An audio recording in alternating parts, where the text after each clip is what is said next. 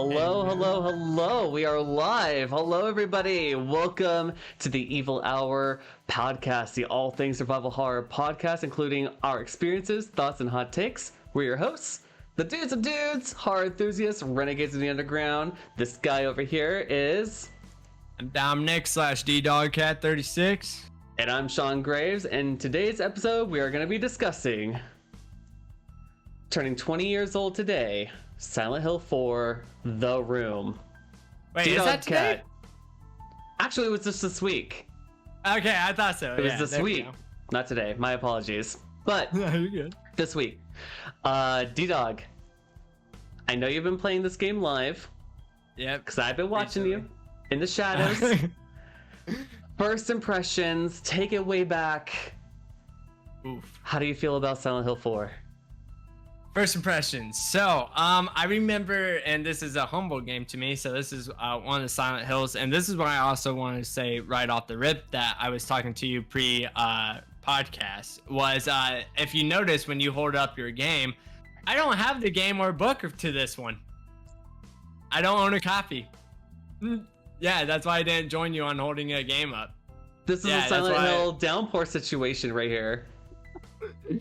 I know, that's why I didn't. Yeah, that's why I wanted to tell you. I told you I wasn't gonna say anything before. Well, if I may, this is the front cover. I bought this for like $40. Which is insane. The spine here, if we shall, I will read the back. Yeah, and then I'll take you into my first impression. A room full of nightmares. Henry Townsend finds himself trapped in his apartment, and the only escape is through a mysterious portal that leads to a horrifying alternate reality. With gruesome sights around every corner and his sanity being tested, he must find his way out of this nightmare. Enter The Room. It's in like different font. Ooh. The latest story in the most terrifying game series of all time. And we have what looks like... Oh yeah. Cynthia, we got a chair, we've got Henry and like a doggo. Dog. We've got Henry looking at the door, and then we've got what looks like a bunch of wall monsters floating around here. Yes. And that is the that's the case. The booklet inside got photos of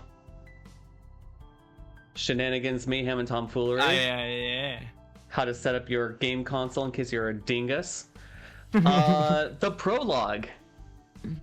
It was 2 years ago that Henry Townsend moved into room 302 of South Ashfield Heights, an apartment building in the medium-sized city of Ashfield. Henry was happy and enjoying his new life. But 5 days ago, something strange began to happen. A reoccurring dream began to haunt him, and there was one other thing. Da, da, da. Dun, dun, dun. And then we've got the characters. We only got 2 to talk about because, you know, in these booklets they've got like the characters and things. So yeah. Right. The classics. Henry Townsend. Henry is a calm young man never lets his feelings show. By the time the story begins, he has been locked in his room for 5 straight days. Suddenly, a large hole appears in his bathroom wall with no reason or warning, and he is dragged into the depths of terror. Eileen Galvin. Eileen is Henry's next door neighbor, the young resident of room 303, because we gotta know room numbers. She has a kind personality, although she has the tendency to depend too heavily on others at times. The relationship between Eileen and Henry is nothing more than simple recognition of one another, but they are both dragged into a strange set of events that will change everything. And then the booklet shows you the menu, how to get through the menu part, the hardest part. where to save, because this game does not save like other Silent Hill games. Yes. It talks about the icons, talks about battles and fighting, map and the scrapbook section. Ooh. Actual. Yeah, like it actually goes into depth of like what to do like in the game, which is like, you know, if you need to. Right. Items and weapons. It goes to steel pipe, the revolver, holy candle, saint medallion, first aid kit. Wow, dude, that's like a guidebook itself right there. What the hell? Pretty much. It talks about how to save and load. It talks about the options like brightness, screen position, etc. And here's the credits, because to me this is kind of the important part. I like the credits to the video game. So the director, I actually wrote them down. I didn't consult this until now. So I wrote them down, and then because like Wikipedia.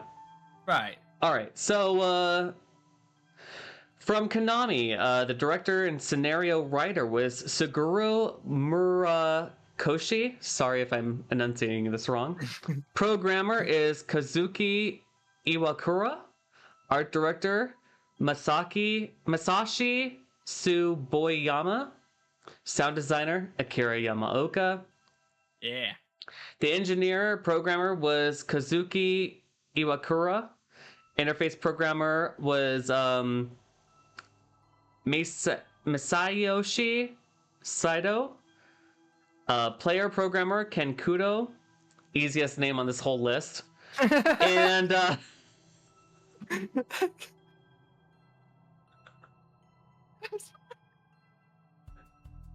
it's true though, because like I don't know how to enunciate these rest of these words. They're so no, you're great. names. You're good.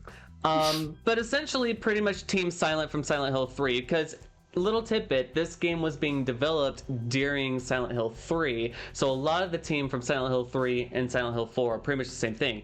And a little tidbit, this game was not supposed to be a Silent Hill game.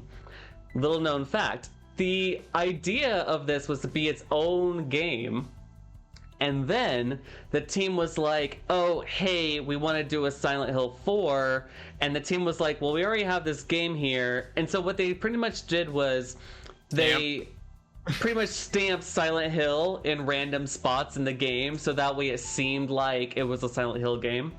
I'm not gonna lie, if it was its own game, I would respect it. Yeah. I respect it now as a Silent Hill game. I really do. Not one of my favorites, but we'll talk about that. We'll talk about why. Yeah. But as its own game, I would respect it. Mm-hmm. I would probably still play it, you know. Yeah. But that's a Silent Hill game. It brought my respect a little bit higher. You know what I'm saying? Like you gave that that oof. The oompa, like, the we got a little new bit of Silent Hill game. The platform weight of it. Yeah. Either I had just graduated or I was still in high school when I first played this game. This was my first Silent Hill game. This was my introduction. I forgot about that. Talked about this back in January, right? Yeah. And so I didn't own the game. My dear friend Travis owned the game, and he had this in Silent Hill 3. So it wasn't until I came into the picture that we decided like we're gonna do the 4, and then Origins was coming out on PSP. And so right off the bat, I love mysteries. I love a story opening up as you keep on going. Now here's the setup. Travis is playing, I'm doing the notes and making sure that we're doing the riddles right, and like we don't have the internet like readily available on our you know iPhones. We didn't even have iPhones. You were lucky enough to have a Virgin Mobile and T9 text, but you only text after 6 o'clock in the afternoon because that's when everything's free. Otherwise, it's 25 cents per text. I remember that day. Right? I remember that. So here we are chilling. Two pizzas from Little Caesars, 2 bags of dill pickle chips, a couple of soda pops. Like we were built for the weekend, okay? And like I would just crash there at his house. You know, I loved the mystery. I loved the story. I loved like, you know, coaching. Oh, maybe we go that way, or maybe we go this way, or oh man, I don't know how to solve this thing. So my first impressions of this video game was, this is scary, and it scared me.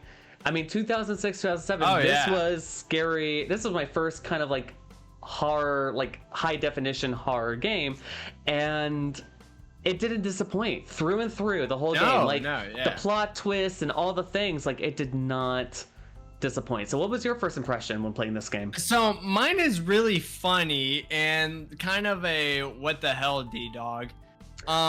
Me being what the hell? Yeah, That's like so Henry me Townsend's like one sentence in the whole game. so yeah, pretty much is so I was a kid, and our local game store, this is when renting was a thing. Rest in peace Family Video. So all the Planet Fitnesses now and everything. Blockbuster.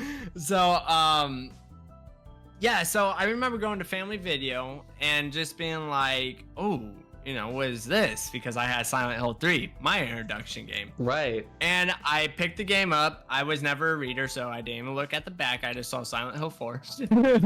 And I was like, yes. And I remember, I'm going to go in a little bit more depth here, but I remember starting the game, skipping through the dialogue because I was that kid. I would never pay attention to it. Yeah, I was that kid, right? And I got to the subway, aka the very first level. Yep, we'll talk about that. I said nope, and I shut it off, and it scared the fuck out of me. And I didn't play Silent Hill 4 for the first time until 3 years ago. Before I started live streaming, I played it by myself and actually finished it. So, how do you like it? I mean, how did you like your experience playing through it? Because I didn't play it, but like I said, Travis played it. I did the riddles. We did this relationship for like pretty much the first 4 games, and then he had Origins on his PSP, and I borrowed it and played it at home for the first time. Origins was the first game I played by myself. I played Origins as intended. I played it in my bed, sheets over my body. Oh yeah, and I was with like the PSP, man. With the PSP, with the earphones in my head, so that way it sonically sucked me in. And I was in darkness. I was under my bed sheets and just playing PSP. But Silent Hill 4 to Silent Hill 3, Silent Hill 2, Silent Hill 1, all those games, Travis played the game. I did the riddles. You did the riddles. I don't want to say I was the brains of the operation, but because we both... You were the puzzle solver. Yeah, we both had our... We both had our positions, and we were a great team of it. You know what I mean? We're still a great team of it. I think that, like, even if he came over and we played, like, the new Silent Hill 2 game, he'd be playing it, I'd be doing the brains, because it's a whole new map level. You know this. Brookhaven Hospital, whole new map redesign, so it's a whole new playing field, and I'm glad for that, because I wouldn't like to play a remake and be like, okay, we go down this hallway, but anyway, Silent Hill 4. But my how I liked it was I thought it was a fantastic story. I love, and this is just me in general, I love hearing about serial killers and stuff like that in general, especially, not your main ones. Like, don't get me wrong, I love hearing about Jeffrey Dahmer and all that stuff. I mean, who doesn't? They're classic serial killers, you know what I'm saying? But I love the ones that you don't know. Yeah. And because it seems like, I hate to say it, because the ones that are famous, where you're average, but the ones that you don't know seem more like fucked up. And that's how this game was to me, man. When I was like into it, and we'll get more about how I feel about the game, but we're talking about the story here. Yeah. The story, wow. Yeah. Awesome. I gotta say, Sean, that is one hell of a story. I loved it. I love that, like, they took an idea from Silent Hill 2, which was just a piece of newspaper from, like, we could talk about that because we talked about the game. They took like a newspaper, and they were just like, let's build a game off of this one newspaper in this one game from like 2 video games from 2000. This game came out I'm not even gonna lie. 2004. 4. Yeah. 20 years ago. No, the thing that blew my mind was I played that game, and then once I starting up my live stream later on down the road, I started playing Silent Hill 2, aka where I met your beautiful face from.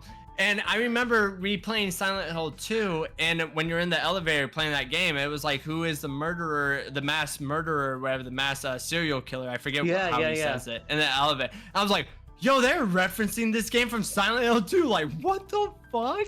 Blew my mind. Because then I fell into the lore of, like, Silent Hill 2 came out in 2001. This game came out in 2004. Like, blew my mind, man. Yeah, man. How about you, though? How you feel about this story and everything? Okay, so I love the initial drop, because you don't know who you're playing as. And by the way, this is the first Silent Hill game that you play in first person. Yes. Whole new game changer, right? Not until Silent Hill PT. And so with that being said, or Silent Hills as we want to call it, I guess we're never getting a Silent Hill, so we'll just call it Silent Hills. So you don't know who you're playing as, and then after you go through the nightmare and you go through, and then you like, I to this day thought that ghost going through that wall and attacking you, that was the scariest thing I've ever seen in my life in a video game. Dude, I'm not even gonna lie, just like you said, I'm recently playing it right now on my live stream, bro. I honestly, it jump scared me. Yeah, I was like, oh, I literally got jump scared till this day. The whole chair thing, and he's laying on top of you and things like, oh my god, what is he doing? Like, I never.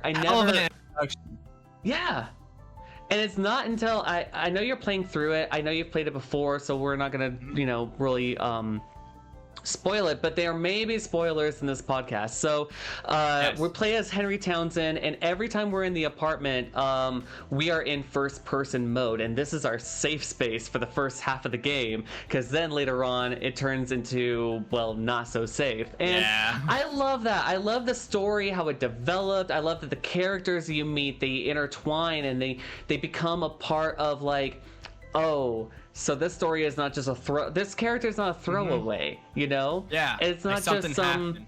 Yeah, exactly. And again, I didn't know the lore of Silent Hill 2. I didn't know the intricacies until later on. And yeah, I was gonna bring that up to you when I was at that one part. Well, again, we'll bring this up later because I'm kind of jumping ahead. When you look at the map, it says Toluca. I can't never say that. Toluca Lake. Toluca Lake. I'm like. Yeah, and not even just that, but even characters that are so minor of a character, but like the last names of them have so much weight, such as Frank Sunderland. You've met him. You've played enough of this game that you have ran into him, but you haven't ran into him because you can only see him through the peephole. It's the only time you meet Frank Sunderland. That's Frank Sunderland. So wait, who is he from? So I haven't been following this. James Sunderland is the protagonist in Silent Hill 2.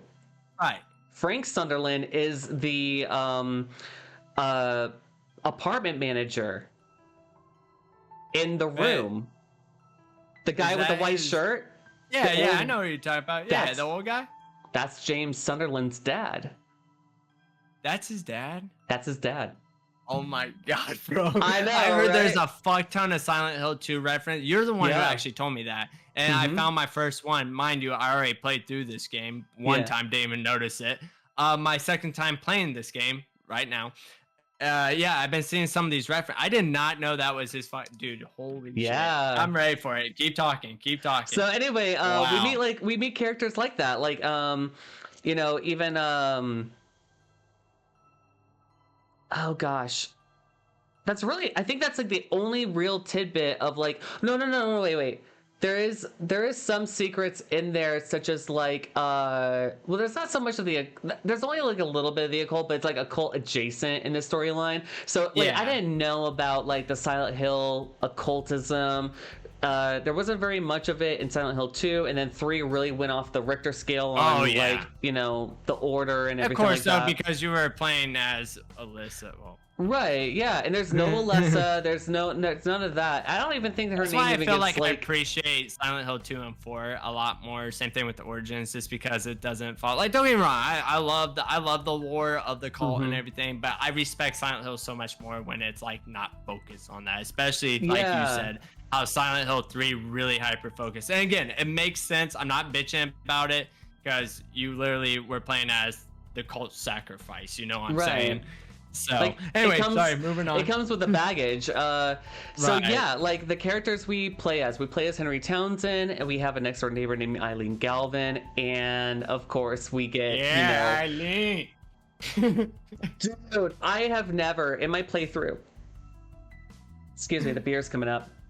No, you're good. I have never in my life yelled "Come on, Eileen," and not ironically in my life until I played this game. Because when that woman, I'm being really nice right now, becomes your sidekick, for Oh the my second half of the God. game, and she Oh has to my run God. because she can't climb ladders. She has Yeah. to run around to where you're at. So like, here's me like climbing ladders to like the third floor of like the water She's doing tower, her little- and she's doing her little limp on the way up, and I'm like, come on, Eileen.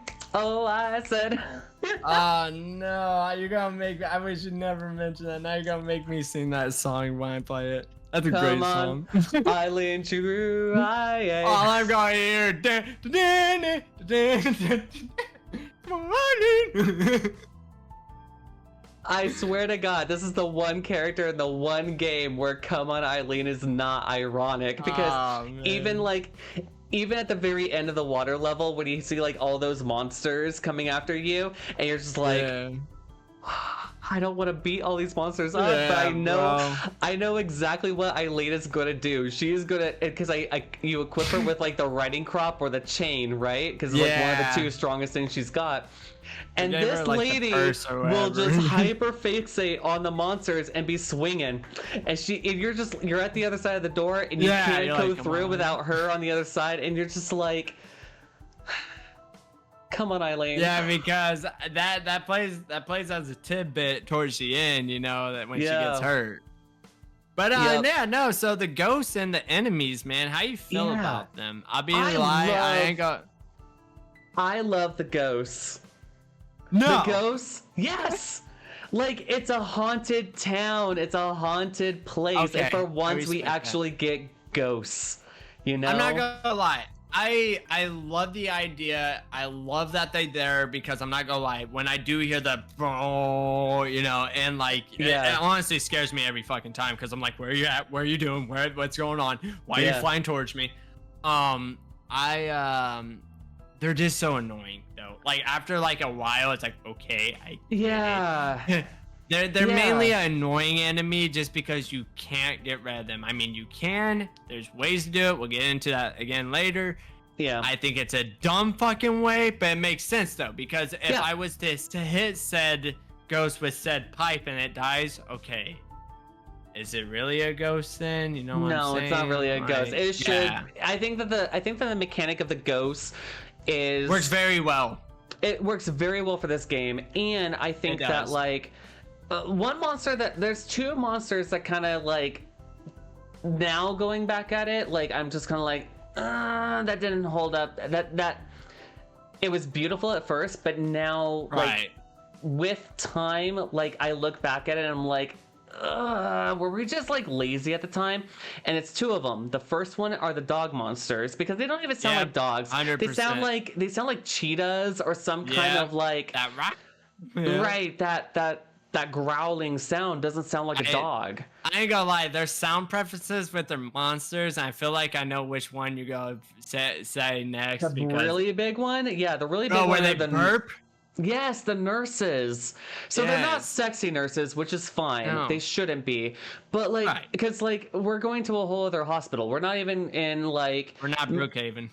By the way, yeah, we're not at Brookhaven. We're not at Alchemilla. We are still in Ashfield. So if you don't know, like a lot of this takes place in Silent Hill, and as per the map in Silent Hill Downpour, if we're using Downpour as like that Easter egg for room 302, which is the room that Henry Townsend is stuck in, then Right. somewhere around there is a hospital that we never got Right. to in Downpour. So ergo, this is Silent Hill up north. South Ashfield is south of Toluca Lake, and off to the west is east is Ashfield, and then after that is Shepherd's Glen. Now, here's the darkest part. If they, and maybe you would know this, and this is why I'm asking, if they were to manage to go to one town, do they know each other? Like, would they come in contact, or is this like separate time zones type thing? Think no about idea. that. Yeah, Because I heard, I don't know how true it is. From what I heard, actually, the Silent Hill story origin is actually Origins is the first Silent Hill game, because it happens like back in 1940, and then so on and so forth. I'm not gonna get into that because we're not talking about all that. But with that being said, is so technically, since it's their hell, if they all would go into one area, would they all come in contact with each other, or would don't it know. be? You see what I'm saying? Yeah, That's no, pretty I deep. get what you're saying. That's pretty deep. I think that Origins is definitely like quote unquote the origin story, and then Right. sometime later is Silent Hill 1, but I think between that is where Silent Hill 4 falls in line. If not, Yeah. then if we take Silent Hill 4 happening at the same time of the year it was released, then Exactly. it must have Yeah. taken some time between James Sunderland and Heather doing whatever they're doing over there, and then 2004, Silent Hill 4 takes place, and then later on you get Homecoming Right. over in Shepherd's Glen. So That's pretty however deep. that works, but in my mindset, I always thought that Silent Hill 4 happened before okay. Silent Hill, as Okay. a kind of makes prequel, sense. or if not, like Yeah. this is the story, but like adjacent to is like this thing happening over here. Right. You know? Okay. So that's how my brain thinks. I don't know if that's ever how like official that is, but I could see both ways, like how that sets Right. off. Yeah. Right. There are, speaking of there's wall monsters as well. Oh, yeah. Those things, especially like Annoying. dude, there's a trick with these things, and I was watching your play, and I was What trying to is remember it? how to do it, but I think you had to be on the opposite side of the stairwell going up. And the trick is that if you're on it, I think you were on the right side, so I think you need to be on I the left was side. on the right side. So I think you need to be on the left side, because I always screw this up too. And then by the time I'm committed, I'm like, well, I'm probably already halfway through, and I may as well just get through this. Right. The trick is that if you go up, now these wall monsters come out of the wall and they kind of scrape you, and they're supposed to like hit you and make you fall down, and it kind of Except gets for a the little sticky. elevator. The elevator just takes you straight up, and then it's just like, what did I do? Right. And so one of the tricks is that you're able to be on one of the sides of that elevator, and then as the monster claws you, it flings you up the elevator. Actually, it doesn't make you go backwards. Yes. I seen that towards the end. I don't know if you've seen it, but yeah, it like pushed me up. I was like, oh shit. That's a trick. That's how you get through that. Oh my Yeah, God. that whole part. By the way, terrible design. What the fuck? I understand like one or two, but when it's like the whole goddamn ride and they keep on spawning it, oh my god. Yeah, dude. I think like that's like one section where like they really heavily were just like, we don't know what else to do with this place, but we don't want you to be like surviving, so Right. we're just gonna throw like 10 of these things in here. Me personally, I like them as the boss monster later on. Yes. We Yes. have to like find the true monster Yeah. that affects all of them. I really like that idea. And then also another monster is the Twin oh my head gosh, babies. Billy and Miriam. Oh, they have names. Yeah, I looked up all the Holy names. shit. I looked up all the names of all 21 sacraments. Dude, I wanted to get a tattoo of them somewhere on me because those Yeah. things are fucked. I was like, Right? what was your first reaction to that bad boy when you first seen him? I got chill. I paused the game. I ain't gonna lie to you. The very first time I seen it, because yeah, I'm used to Silent Hill monsters. You hear that, you know Yeah. what I'm saying? No, this one I remember just turning around. That motherfucker's like that. And I was like, well, You I know did, that- dude. I paused the game. you I was know, like, nah. When they're pointing at you, they're actually if you have like You headphones told me on, this. they whisper. They say what's it say? What does it say? They say oh my gosh, which one is Henry Townsend? But anyway, one of them, Eileen's like the mother, or like all the 21 sacraments. If you don't know, Walter's trying to kill 21 people. The whole storyline is that Walter's killing 21 people, including himself, to resurrect his mom, because that's what he wants in life. He never had a mom in life, and he never really had much of a parents either. It was fucking insane.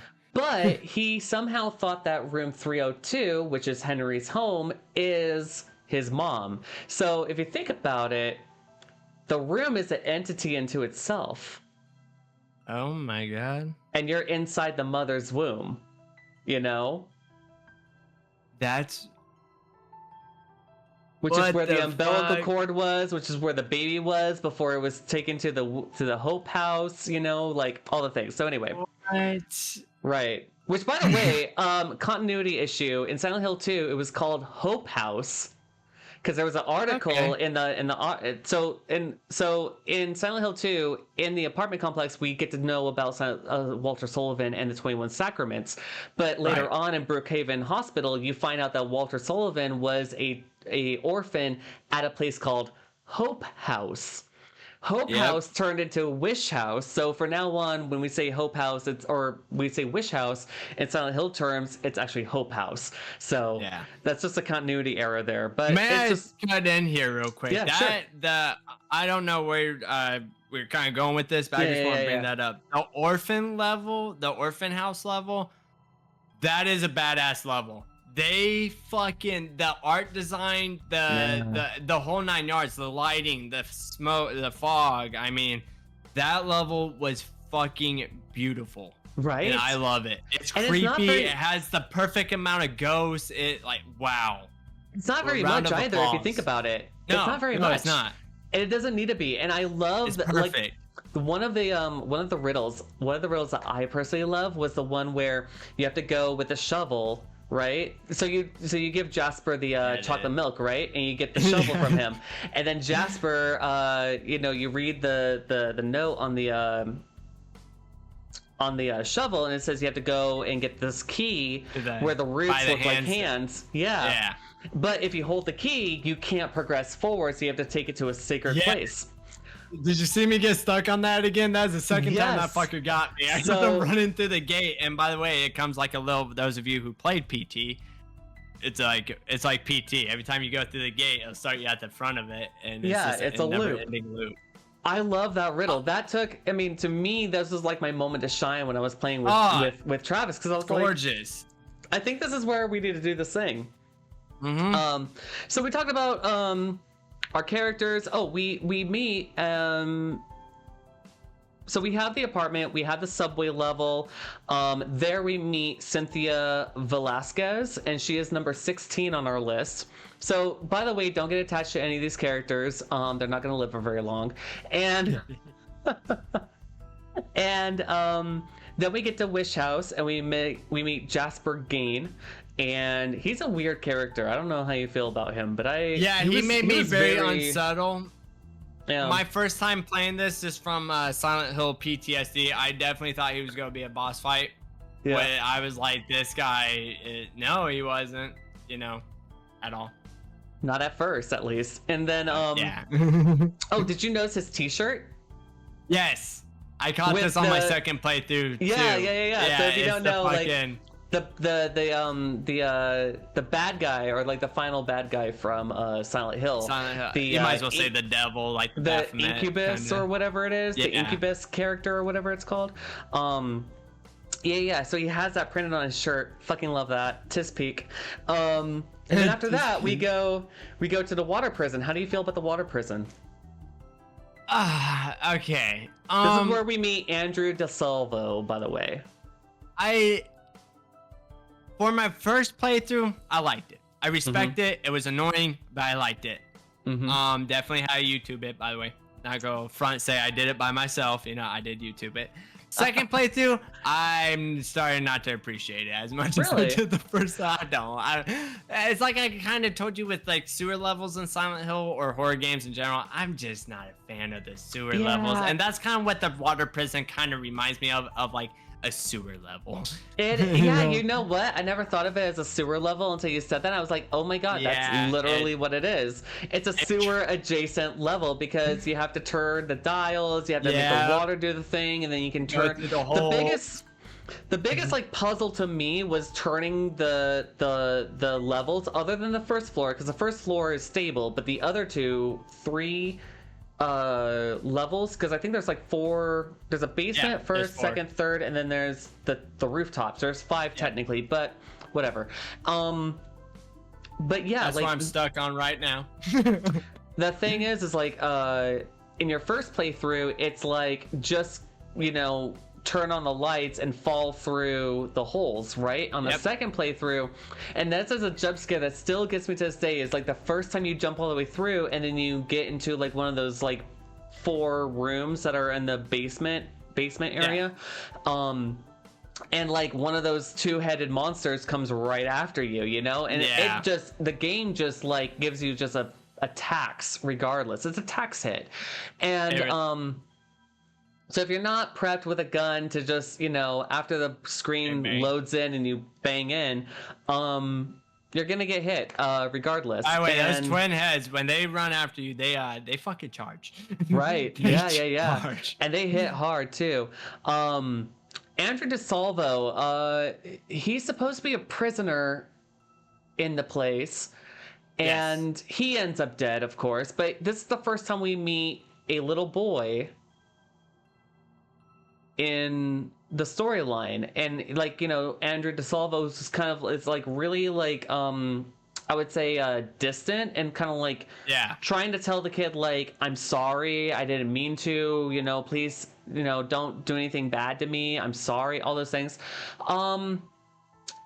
Mind you, we're losing these killers because so just in case for the viewers that don't know, I just forgot his name. What's his name again? Andrew DeSalvo or Walter Sullivan? Walter is killing these victims, and that's why they're disappearing. Every single level you go through along the way. That's what we were to explain for those of you who has not understand Silent Hill 4 or anything.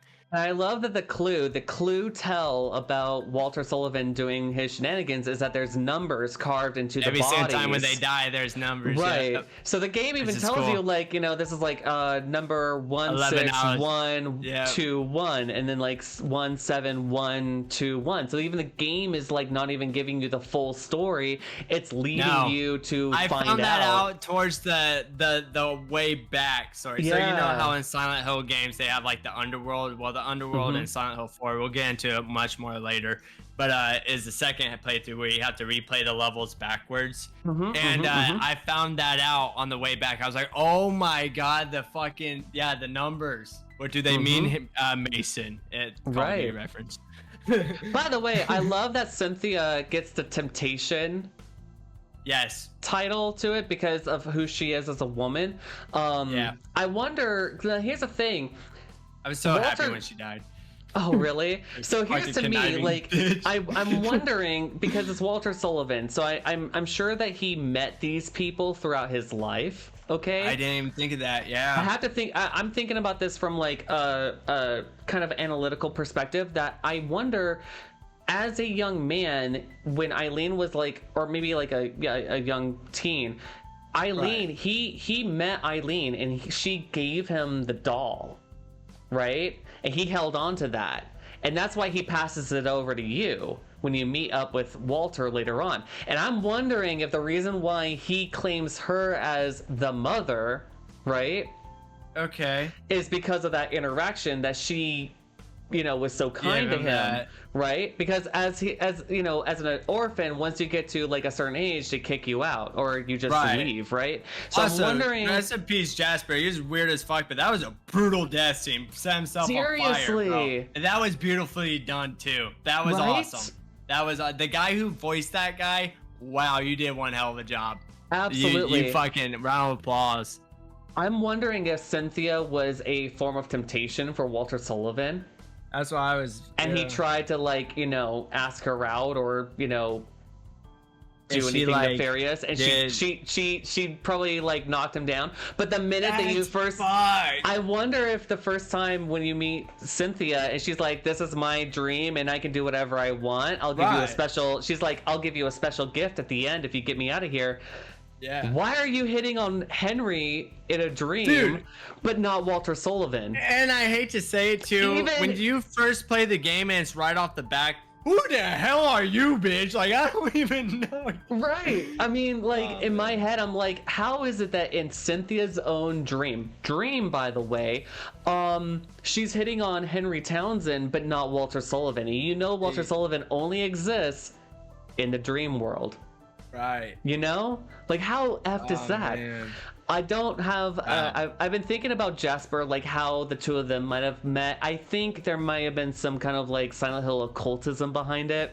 Because Jasper kind of seems to be in that kind of privy. Oh, yeah. Andrew DeSalvo, clearly Walter met him in prison after killing the first, like, what is it? I'm looking at my notes here. 10 10 shit. victims, because Walter is number 11.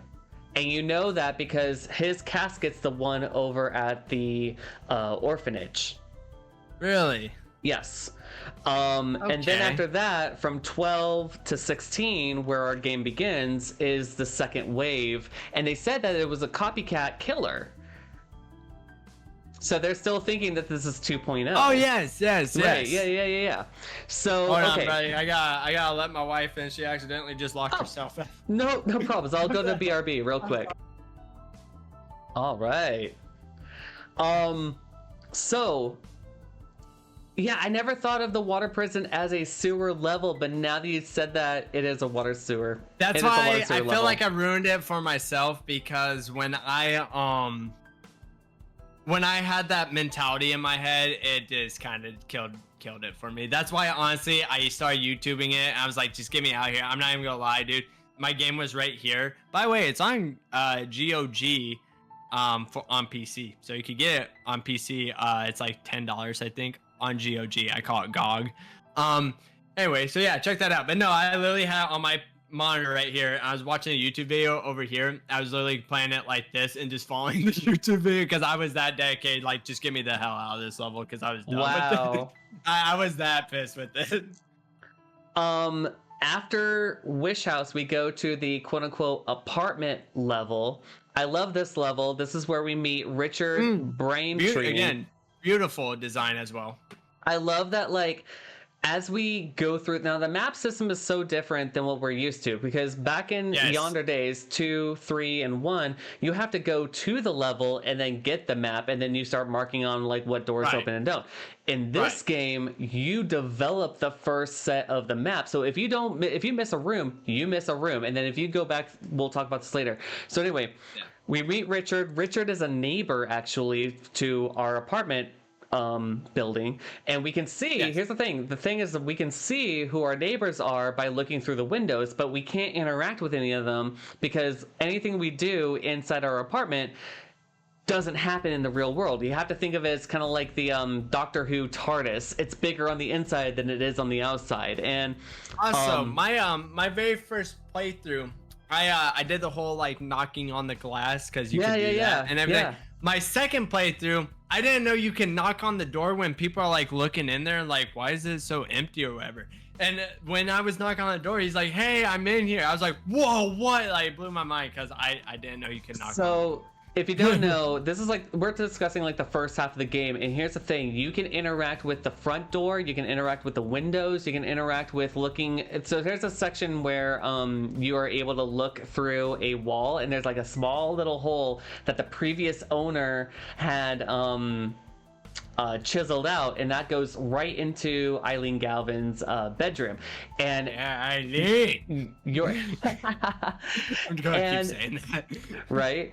And here's the thing: throughout your first playthrough, here's the thing: as many times as you look through the peephole, and as many times as you check Eileen's room, that indicates where your final end game is going to be.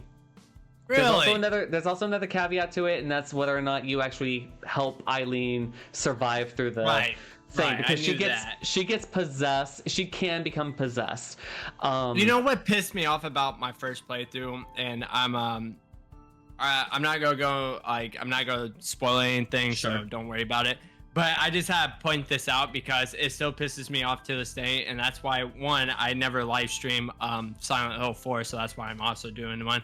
But two, I ruined the ending for me, and this is how, real quick. And I'm not going to talk about the ending because, again, we'll get to that tidbit later. But this is how. I went through the whole game. I got so invested into the lore and everything because, again, it's serial killer. I'm into it. And real quick, I made sure everything, because I heard about that. You got to make sure that she's in perfect condition because that... you know how blah blah blah blah blah towards the ending. With that being said, I get to the ending, I did what I had to do, and I accidentally dropped my controller. I skipped the cutscene to the ending, and all I saw was credits. I was like, what the fuck? Yeah, so I didn't even get to see the ending. All I know is like about the hospital part, and I was like, oh, cool. Yeah, well, at least you know what ending you got, because at least it was the hospital part. That's all I saw, but yeah, it fucking skipped my. So the first time I played the game / beaten it, I I skipped the ending on accident by dropping my controller. I was so pissed. I had to throw that in there. But in another episode, everybody, we're gonna be talking about embarrassing game moments. Yeah. Yeah.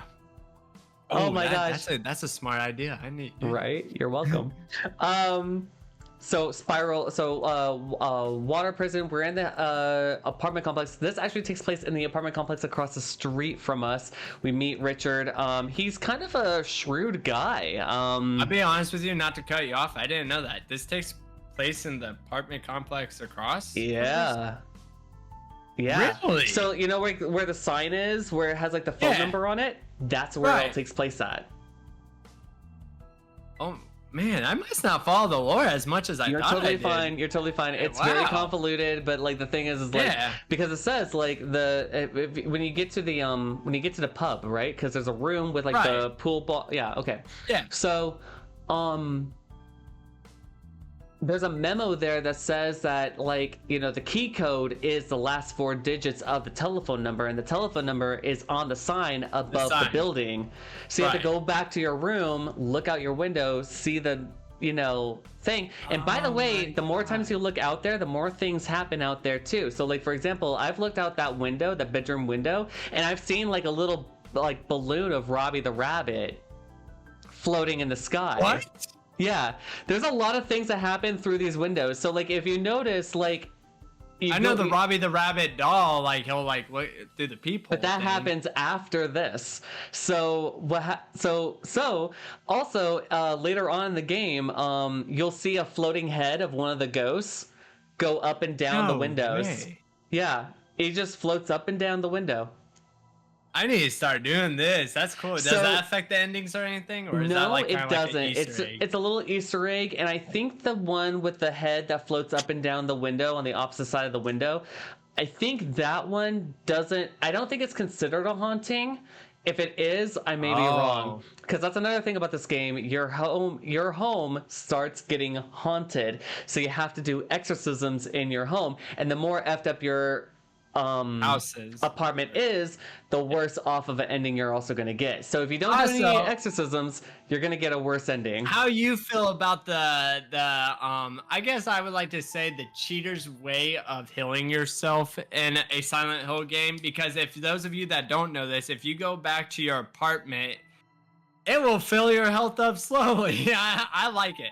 I like that. That's my bread and butter for the first half of the game. It's pretty cool. That's my bread and butter. The first half of my game, every time I play Silent Hill 4, the first half of it, I never use my healers. I always bank my first aid kits. If I find ample, put that away. By the way, this is the first game where you don't have like you don't have a normal inventory. It's a bar down below. That's right. You could run out of space. You run out of space because the more weight you carry with you into the other world, the more cumbersome it is to interact with things. So you want to have at least one melee weapon, one firearm if you have one health, like at least juice to get you through to where you were before, to go through the tunnel. We'll talk about that in a second because there's a little thing I kind of thought about.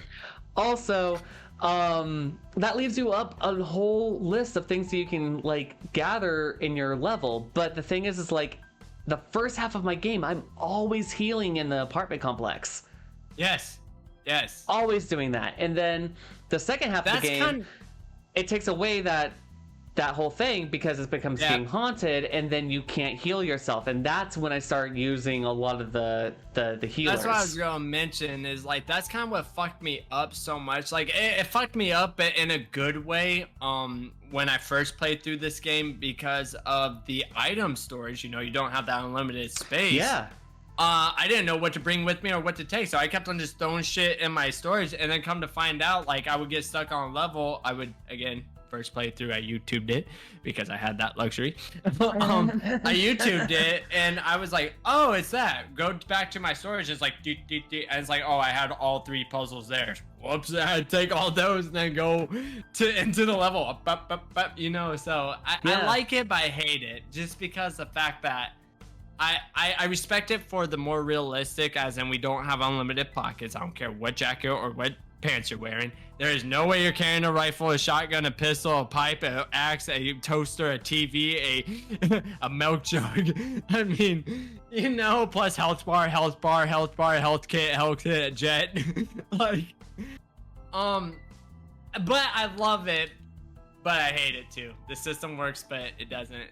It sits like at a 5 for me, man. Like I just start randomly there. It's funny because it's true. It's the thing that I respect but dislike, you know? I totally respect it. Because this is the first Silent Hill that has something like that, you know? Yeah, like it's so imagine you're used to this kind of construct of this game, right? Where you have an inventory, you have weapons, and like the menu evolved to Silent Hill 3, and then it's like, what do you do after that with an inventory that's pretty much OP, right? Yeah. You break it. You just completely break it. And I love that they broke it. It's amazing. It's wonderful. I respect it. I love it. Yeah. It makes you think outside of the box for once, you know? It really does, because I can't tell you how many times, again, as I was mentioning when I was going on my little rant, but I was like, you know, do I have that here? Let me check back. Go to the hole. Go through that fucking loading screen. Yeah. Look at my storage box. Do. Oh, okay, there it is. And then take that back. Go through that. So it's kind of cool how they made this one more horrifying / more puzzle driven. You know, like. I think that there's a strength between having a story, having puzzles that they nailed it. Yeah, exactly. They nailed that. Yeah. Honestly, I didn't think of that. I feel like for story and puzzles, this is like Tis Peak, where they all marry up, and like the lore is so deep from like games of old that you have to kind of do your research and or at least remember and go, oh yeah, that's a thing. So after the apartment complex, we go, or the apartment level as we call it. Right. Then there's the apartment level where we start playing outside of our own room 302, and this is where Eileen becomes the target. So by the way, Richard gets electrocuted, Andrew DeSalvo gets crashed and thrown into a pit of water. Jasper gets, you know, he pretty much like set himself on fire. Sets himself on. There's a word for that, I think. Like, oh yeah, there is, because there's a word for that. On a prison, that kid did it. You can keep going. I'm gonna look this up for you. No, there's a Tibetan monk that, not Tibetan. There's a monk, a Buddhist monk who set himself on fire, and that picture became like a whole album art for Rage Against the Machine. Self-immolation. That's what it is. Self-immolation. Yeah. You're welcome. By the way, Rage is the coolest shit. I love it. Not only that, but if you want the same artwork but a whole different album, go look at Delirium's 1987 Faces, Forms, and Illusions. Same cover art, different music. What is that? Let me look that up real quick. Delirium. Delerum. Okay. Faces, Forms, and Illusions album. It's the same picture. Same picture.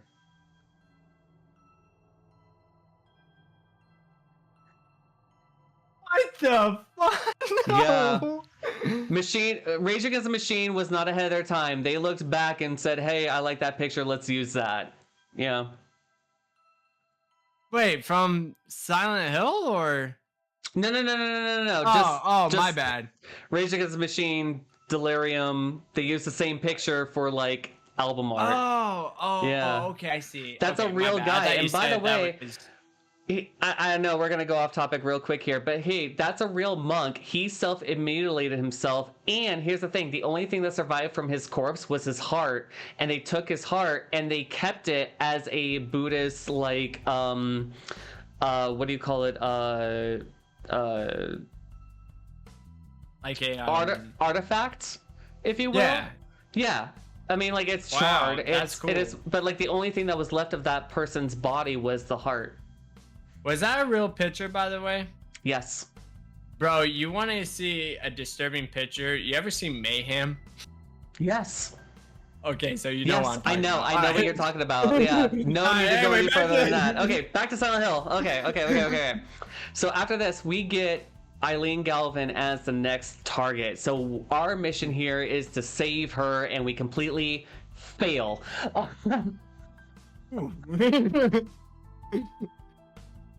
By the way, are they dating? Can you classify this? Because obviously I don't really know the lore as much as you do, but like, are they fucking? Can we just say it that way? Are they fucking? I think Henry Townsend has skeletons in his closet that this game does not get into. I wonder why. Did you ever feel that? Did you ever feel like it's weird that he's so disassociated from other people that, like... Yeah. You know what I mean? Like, he's not the normal one. No, he honestly makes me... He doesn't socialize. That's the best way I can say. Yeah, I don't socialize. He doesn't get out there. I mean, here's the thing. I don't socialize, but goddamn, like, at least I have, like, personality. You know how to talk. Yeah, like, I mean, I know how to talk to other people.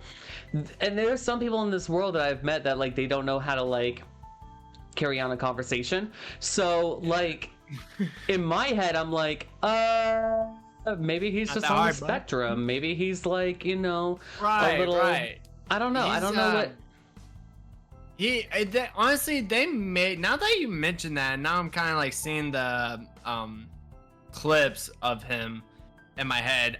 Yeah, he is an awkward character. Like, he's not like there, you know what I'm saying? And again, I'm not saying like special by any needs. I'm saying like he's just like he's looking through you, as in he's just like, oh, you know, one of those people that has like a lazy eye and you're like, are you talking to me? Like, that's kind of how Harry is. Yeah,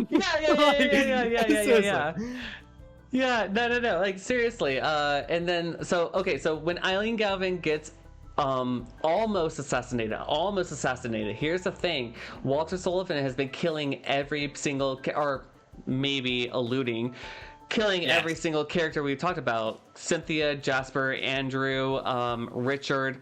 Now, with Eileen, it seems to me like the child is interjecting into this situation, and then we phase back into what we think is the real world, normal world, and we find out that we need to go to the hospital and save her, and so we do so. Oof. Hospital level, how do you feel about this? Design choice. I would say it's a design choice. I wasn't impressed by it. I'll let you talk a little bit, and then once you get to the part that I want you to get at, not the one room, just that one area. Mm-hmm. I would like to mention something there. So go for it. What about you? How you feel about the hospital level? Again, I get it. It's like what you said too. It's not Brookhaven. I understand that. Yeah. But they could have made it more hospital. You know what I'm saying? It's literally a 2-story building that's got like a hallway full of rooms, and then the lower level is like maybe 5 rooms that you can go into, and one of which you don't even really want to play in because you just escaped, and it kind of alludes to the fact that Walter Sullivan is now coming after you, so you don't want to go back into that room. But then like all the other rooms is kind of like you've got a portal room, you've got one room that kind of is a cutscene section, and then you've got nurses in one, and then you've got your out, and then you've got your hallway to get up to the actual hallway upstairs. And since you're on that part, actually, this is kind of what I wanted to cut into. What the fuck is up with the ghost chairs? The wheelchairs are the most annoying. And then it hits you and you trip and fall. Okay, so this is the one time where I feel like, well, we've always seen wheelchairs just toppled over, a wheel turning, and you approach it and it slowly starts stopping. You know, horror game stuff. But this is the first time where there's actually like 3 even does it. Yeah, exactly. And there's like, this is like the first time where you actually see a wheelchair actually moving, and you have ghosts sitting in. But they have ghosts sitting in the chairs, and they're just rolling by you. Now, do they really? Well, yeah. So like when you walk by, he kind of goes, ah, it kind of gives you that like he's interjecting with a ghost. Every time Henry Townsend interjects with a ghost, his hand goes up to his forehead like he's getting a headache, right? When you do that with the when you interact with the wheelchairs, he does the same thing. They have the same effect on him. That's a little shit I didn't even catch. I didn't even notice so that. I'm just sitting back. Here's the thing. I'm just sitting back with notes watching Travis just play. You know what I mean? So it wasn't like beyond me to see the little things that maybe he was not privy to, but I was sitting here going like, yeah, no, I didn't even notice that. But now that you said that, yeah, he does. There's ghosts sitting in the wheelchairs, and that's why they're moving around. Still fucking hate him. You're not gonna convince me either way. No, but anyway, yeah, let's talk about the hospital level. Though. Yeah. So every single room on this stupid hallway, which you don't have any idea which room Eileen's in, but I'm sure if you're a speed runner or something like that, you know exactly what room you need to get to. Each and every single room has some quality or something different in it, and the one that always gets me is the one where you see Eileen's face in it. And her eyes like all crazy and shit, and like you hear her kind of big head. Yeah. I don't understand. I don't understand the nature. I think it was just one of those gag rooms or something like that. First appearance on that. How did you feel? Mm-hmm. Scared. Yeah, I was unsettled as fuck. I'm not gonna lie. A lot of games don't make me unsettled. Well, I shouldn't say that. Mortuary Assistant scares the fuck out of me and makes sense. But when I seen that, it's kind of one of those rooms where I kind of just like take my controller and I just like let go of it. Like I'm still holding it, but I'm kind of just like I don't know if I should look away or exit the room or like is something going to happen. And I'm kind of like, and it kind of freezes me in time too. And it's like I'm locked in. I'm like, okay, this is unsettling, man. Like, I just nope out. If there's nothing in that room, I just nope out. And like and then you hear her breathing and shit. Yeah, too, it's so weird. Right? There's a lot of unsettling things in every single room. Like, for example, there's one room where the floor is sticky. So Henry is, like, slowly moving in one room. There's another one where there's just, like, I don't know, some dude hanging. I don't know. Anyway, but, like, with just a sheet over him. Yes, yeah. That's unsettling. And then you finally meet Eileen, and you're like, hey, like, there's this whole... Well, first off, she freaks out. She's like thinking that you're going to attack her like Walter did. And Henry's like trying to calm her down. And he's like, no. Walter's a woman beater. Right, pretty much. And he's like, hey, there's this hole. We can get out of here. Like, let's just go. And so there's a cutscene where he specifically goes into the portal. And then we wake up and she's not with us. Yep. And then when we go back, she's like, you went through the wall. So even these two characters are not seeing the same reality. Like a paradox. Yeah. Mm-hmm. Yep. We leave the hospital and then we enter a space which I love called the spiral staircase. You gotta remind me on this one. What? So this is the one where it links between the hospital, and this is how you get Eileen to the subway. It's a spiral. Oh yeah. And it has the one out so that way you can like save out and then get back in, right? Right. And every single door has the seal of the halo of the sun on it, right? So this used to be our safe space in Silent Hill 3. Yeah, now it's literally our portal to get to the other safe side. House. Right. Safe apartment. And so, like, with that being said, the spiral staircase is one of my favorite levels because, one, not that there's no monsters, it doesn't have to have monsters, but there's scary things that happen, and I love that it has this, like, very subtle, every single level we go through, because, again, we go to the subway, and then from the subway we go back to Wish House, and then from Wish House we go to the water prison to the apartment, and then apartment to South Ashfield apartment, our apartment, and then we get to the bottom. I love that from the very beginning, it's bright, it's light gray, it's a little foggy, and there's like some imagery of things being like, scary, but as you get lower and lower and lower, it's like you're diving deep into the subconscious of Walter Sullivan. Now, I will say this. I did get that feeling my first playthrough. Because it was like you said, you go through level to level, and then you go backwards on it. With that being said, I do get what you're saying, and I did feel that. It really did. It made me feel like, oh my god, the story's now, like, the story was here, now it's here. Yeah, holy fuck. Yeah. But I'm not gonna lie, me being me, and this is just my opinion now, I hated that design choice. I hated that you go through the level and then, hey, now you gotta go through the levels again, but backwards. I didn't really appreciate that as much as I feel like I should, but it was the story that was just so damn good. With that being said, though, I didn't like that design choice of going, because I'm used to the classic. I'm used to the classic Silent Hill where you go through, let's just say, the hospital, and then after you get to the end of the hospital, you go through it again because it's nightmare mode now. It's nightmare hospital. But then once you're done with that, you move on. Exactly. Yeah. And then in this game, it just felt like, oh, thank God I got done with the prison level, for example, because I really hate that one.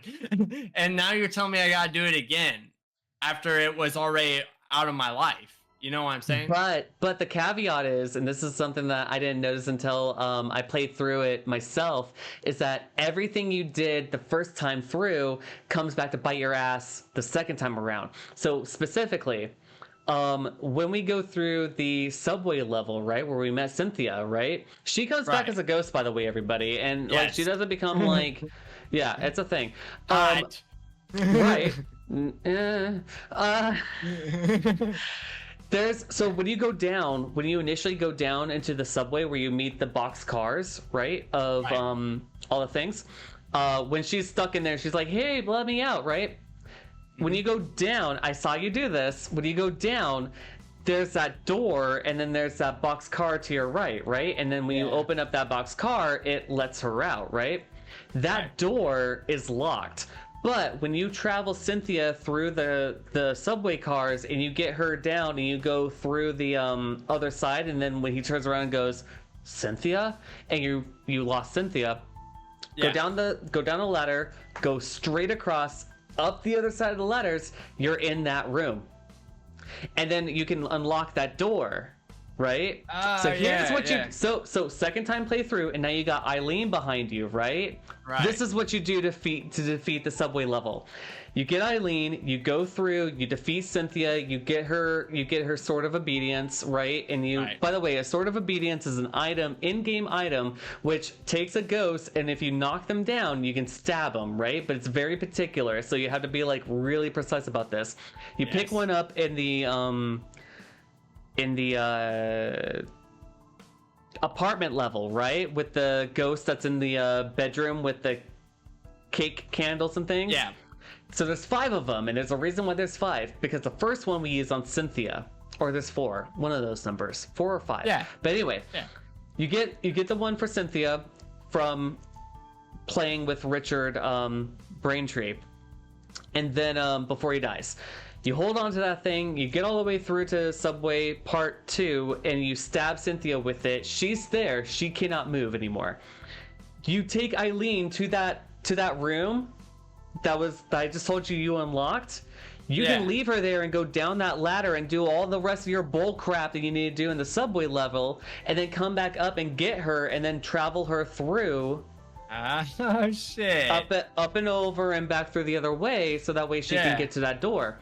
And every single level from this point on has a sword of obedience. You just have to go and find it and then use it on the next ghost. So that way, here's the thing, if you don't use a sword of obedience on any of the ghosts, they come back to haunt you at the final level at the end of the game. That fucking makes sense, because I didn't use it on my first playthrough. I used one on my first playthrough because I found out, and it was on a random ghost too, because I found out, it just keeps it there. Yeah, I swear to God, because I remember what level it was on. It was in the city level, the apartment where you're in the.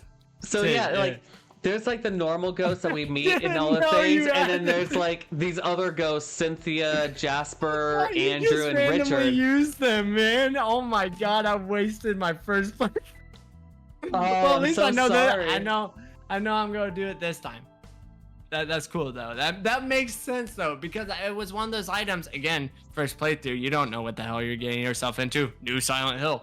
Nope. With that being said, I thought maybe Sword of Obedience was just an item like, oh, you found in a random room. Yeah, now that you said there's 5, and it's the first 5 people you fucking meet because they all come back as ghosts. Blew my mind, bro. I can't wait to play this game again now. By the way, I also am gonna be busy this streams, man. I told you in the Discord, you know, with so I have all these plans. I'm so excited. Back and Hell forth. yeah, man. Okay, anyway. Okay, so anyway, we get all the way through. Like you said, we revisit all these places, and so Jasper's on fire. Andrew does like a Kano ball effect towards you. Yeah. And then Richard is probably the more like interesting ghost that we get into, because he was electrocuted, so he's like, you know, Right. and then he like, you know, I kind of like that. Right. And then we finally meet Joseph Schreiber, and his last name is very interesting to me because Schreiber is German for writer. Really? And if anything, if you know about Joseph Schreiber has been writing notes to Henry Townsend through this whole game. And Joseph was the first guy that you play as in the very beginning of the game. So when he died because of the ghost, that was In him. his apartment. Yes, that was him. So Joseph Schreiber used to live in Henry Townsend's apartment, remember? Right. They talked about. Right. He was the 15th person to die, and then in comes Henry Townsend. So you play as Joseph Schreiber, and then you wake up and you're like led to believe in the game that you were playing as Henry Townsend and you were having a nightmare. I thought you was. You weren't. You were playing as Joseph Schreiber the whole time, and then you play as Henry Townsend. So when That you finally gives get me even more respect to the game, bro. right, like seriously, like this game has like it's a beautiful story. Wow. It's a beautiful It's wonderful. concept. It's layered. It's a beautiful cake. Unfortunately, like you said, like let's go to this level. Okay, now we're done with it. Let's go to this next level. Repetitive. But the Yeah. repetitiveness of it is like it's very 2004.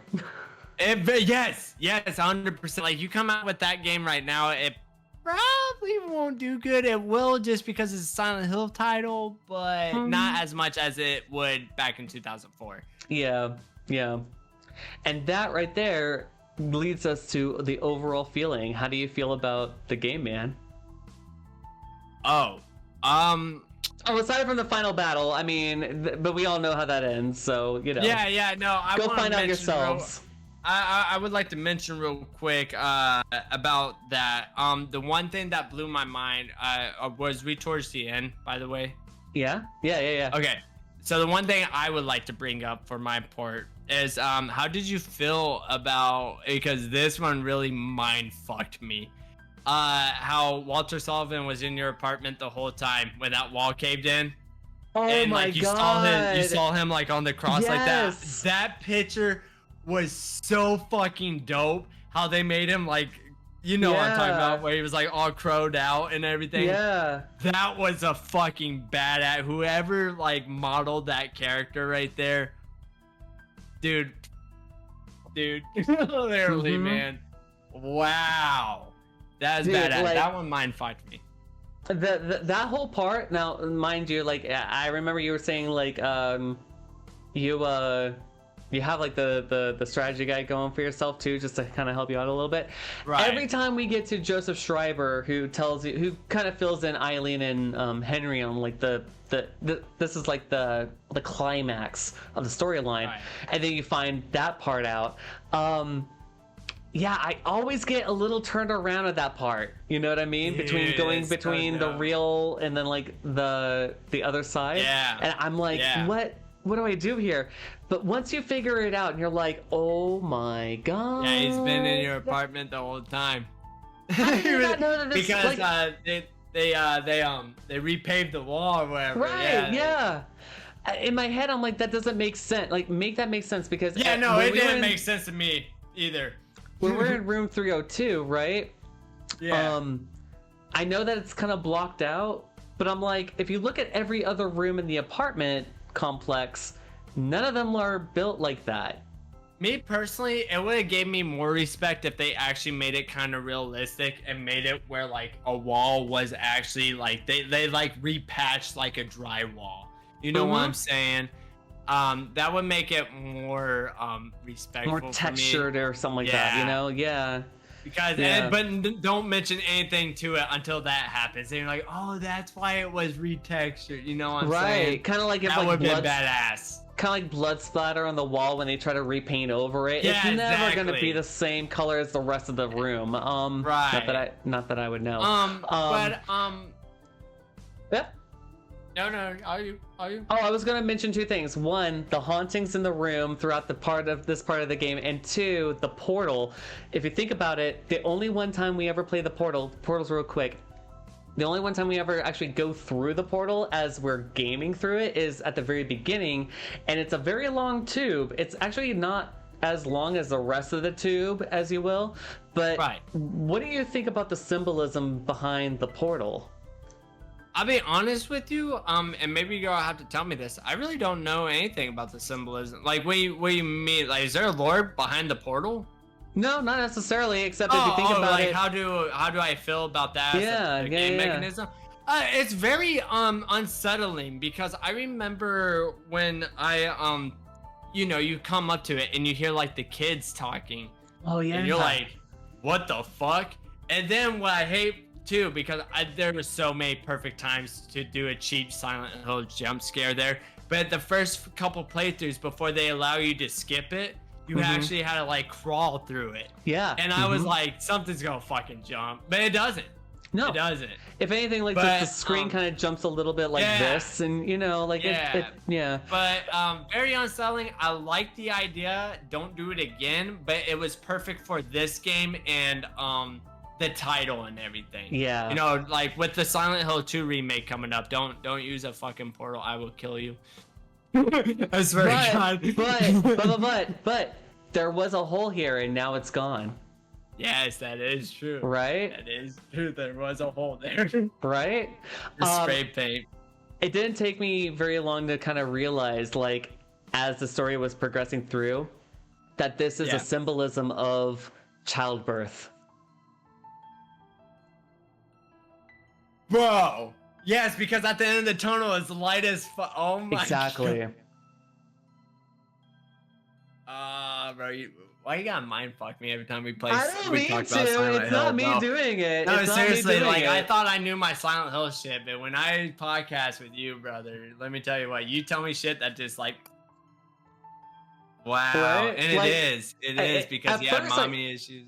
Right, because at first I took it as just it's a hole in the wall, right? And again, like, you know, back in 2004, that's another dimension. That's what I thought it was. Right, like I at first you just take it on face value, but then as the story develops and you're like, oh, this killer has mommy issues, I'm like, this portal is like the womb. That's what I want to get into real quick before we give our rating on the game and call it and whatever. So Walter Sullivan / the story of Walter Sullivan / so this is gonna be 3 parts real quick. Him being like a serial killer story in Silent Hill. How do you feel about all 3 of those? Like, how you feel about Walter Sullivan, how you feel about his character, and how you feel about a serial killer story? So, okay, I've only really read, like, this is my first murder mystery video game, and I thought, like, this is freaking great.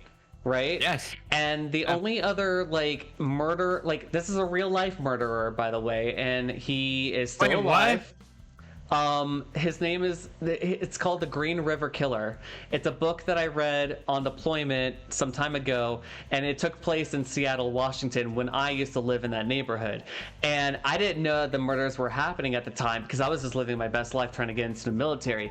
But when I read the story of the Green River Killer, it gave me that Silent Hill 4 feeling of like finding out who the killer is.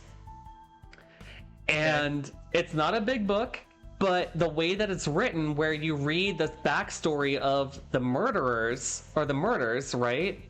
Right. And then you get like a little chapter of the snippet of the lifestyle of that person who committed these crimes.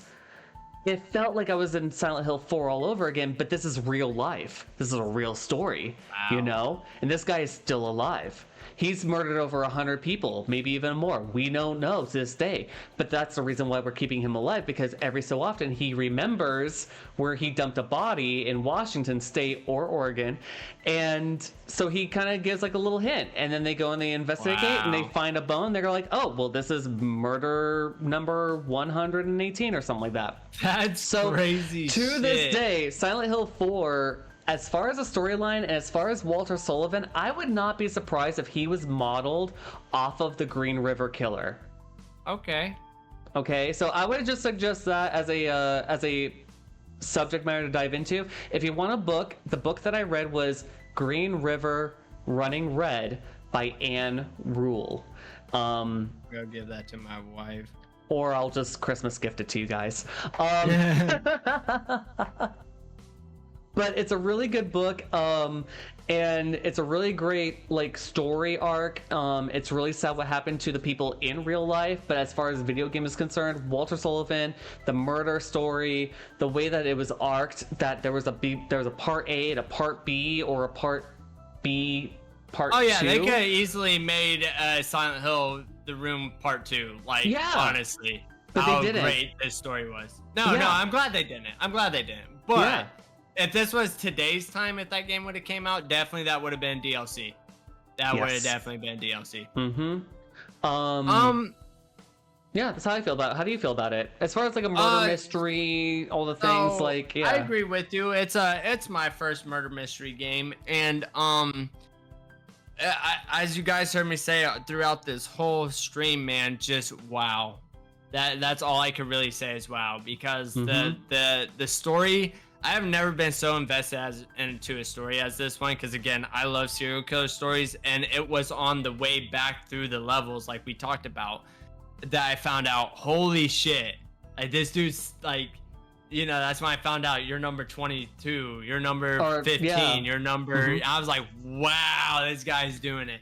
Now, as for Walter Sullivan, wonderful character, loved the story they gave him, you know, the rough childhood bringing up, nobody loved him, not even his friends, you know, and the voice acting, how they did it with that character, and this, you know, you feel bad for the child, but then you look at the adult and you're like, oh no, like you're fucked, you know? Shin, do you feel like the child would have been redeemable? Oh, that's deep. I'm only asking because, like, you get Walter Sullivan as a child in the game, and then you have older Walter Sullivan, and older Walter Sullivan kidnaps younger Walter Sullivan to go see mommy. And here's the thing, like, I've always wondered if Walter Sullivan was redeemable, but honestly, I don't think so. I think I don't think either. Just how deep he was in the orphanage, the prison. Yeah. I mean, I hate to say it, I'm not saying that you're basically this is gonna sound sexist, but I'm gonna say it anyway. You're basically like being one of those women that's like, I could change him, and no, sweetheart, you can't. You cannot change him. You know what I'm saying? Yeah. So Yeah. yeah, no, but with that being said, though, I love the story. I love the gaming designs. I love the levels. Game overall now. Let's get into that topic. How you feel about it? What's your rating for this game? I'm gonna give it a B. It gets the job done. It gets the job done. It's not the strongest. It's not his peak, but it's not. They tried affectionately. It certainly is not this ain't it, because you know, we've got other games that this ain't it.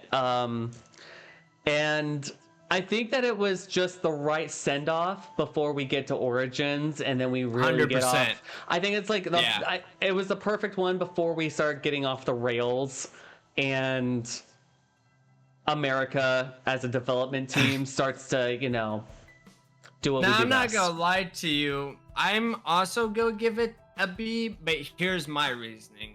Mine is because like you kind of said, you know, following along with it, the story is great, the levels are good and everything. My problem was, even with my first playthrough with it, it kind of was a struggle to play through, and not struggle so much as in puzzle slash I'm just saying, like, it was one of those things where I dreaded every level, especially when I had to go back. But the reason why I had to progress is just because I'm gonna say it again, but how damn good that story was, man. The little tidbits, the little media that you read in the newspapers, what's going on with this Walter Sullivan guy? Why is he doing this? Who is he? The radio broadcasts here and there. I'm not gonna lie, bro. When I first played through this game and I went through, you know, A, B, C, D, I was like, oh, thank God. So what's E? And then they were like, no, you gotta go C, B, A. And I was like, ah. And that's when it kind of just it made it a struggle to really play. Yeah. So again, though, I wouldn't necessarily say I don't recommend this game, but I wouldn't say I'm replaying it now for my stream and for my YouTube stake. But if it wasn't for that, I'd tell you what, I'm glad I played it the first time, and I would just leave it as that. Yeah, exactly. I think this is but also like I think this is a great game for like introductory. Oh, absolutely. Right? Fuck I yeah. think because like no other Silent Hill game is going to be like this, and certainly never will be like this. Oh yeah. In fact, this game is what catapulted the rest of the video games to be first person. Yes. And it's got a lot of great Easter eggs in there. It's got a lot of great things that even I still haven't touched on. There is allegedly, it's kind of called a UFO ending, but it's not a UFO ending because it doesn't end the game. That.